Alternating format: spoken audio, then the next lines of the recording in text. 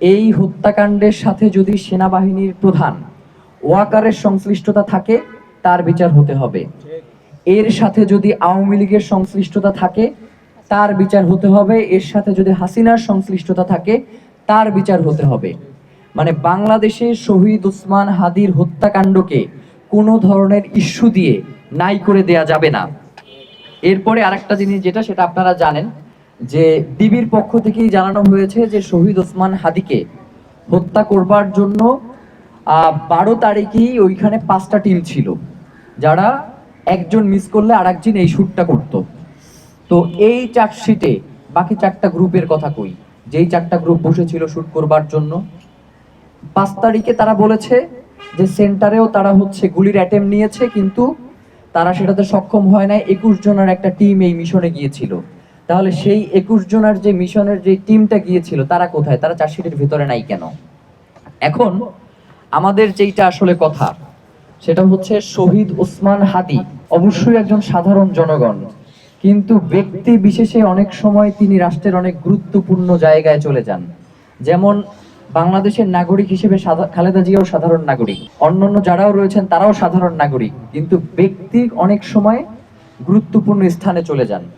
শহীদ ওসমান হাদি ছিলেন এমনই এক কণ্ঠস্বর, 5 তারিখের পরে পুরো জুলাইকে যদি একজন ব্যক্তি নিজের জীবন দিয়ে বাঁচিয়ে রাখেন সেটা হচ্ছে শহীদ ওসমান হাদি।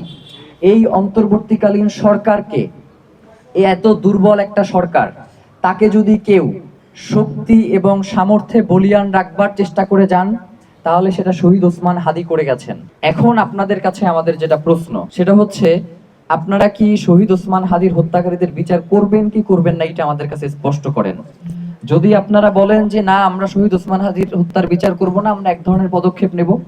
আবার যদি আপনারা বলেন যে না আমরা শহীদ ওসমান হাদির হত্যার বিচার করতে চাই, তাহলে আপনাদেরকে সেই ব্যাপারে যথেষ্ট আগ্রহ দেখাইতে হবে। শুধুমাত্র আপনারা নামকে আস্তে এই ধরনের তদন্ত প্রতিবেদন দাখিল করে ওসমান হাদির হত্যাকাণ্ডকে ছোট করবার কোনো সুযোগ নাই। আমরা ইনকিলাব মঞ্চ, আপনারা জানেন যে দীর্ঘদিন ধরে রাস্তায় বিভিন্ন প্রোগ্রামের মাধ্যমে শহীদ ওসমান হাদির হত্যাকাণ্ডের জন্য বিচার দাবি করে আসছি, কিন্তু আমরা যখন রাজপথে যাই তখন একটা পক্ষ থেকে বলা হয় যে আমরা নাকি নির্বাচন বানচাল করবার জন্য রাস্তায় নেমেছি। আবার যখন আমরা নির্বাচনের কথা চিন্তা করে আমাদের শান্তিপূর্ণ কর্মসূচি চালাই তখন আবার বলা হয় যে এরা কোনো এজেন্সির কর্মসূচি বাস্তবায়ন করছে কিনা।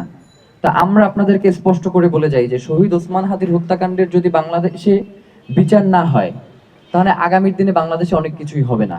আগামীর দিনে বাংলাদেশে কখনোই সূর্য সন্তান তৈরি হবে না যারা বাংলাদেশের স্বাধীনতা সার্বভৌমত্বের পক্ষে দাঁড়াবে, যারা ইনসাফের লড়াইয়ের জন্য রাজপথে নিজের জীবন দিয়ে দিবে। আমাদের বলতে অনেক কষ্ট হয়, রাজনৈতিক দলগুলোর সাথে আমরা যোগাযোগ করবার চেষ্টা করেছি। আপনাদেরকে শাহবাগে বলেছি না যে আমরা রাজনৈতিক দলগুলোর সাথে যোগাযোগ করব। রাজনৈতিক দলগুলোর কাছে গেলে মাথায় হাত দিয়ে দোয়া কইরা দেয়, মানে এই দোয়াটাই একমাত্র তাদের অবলম্বন।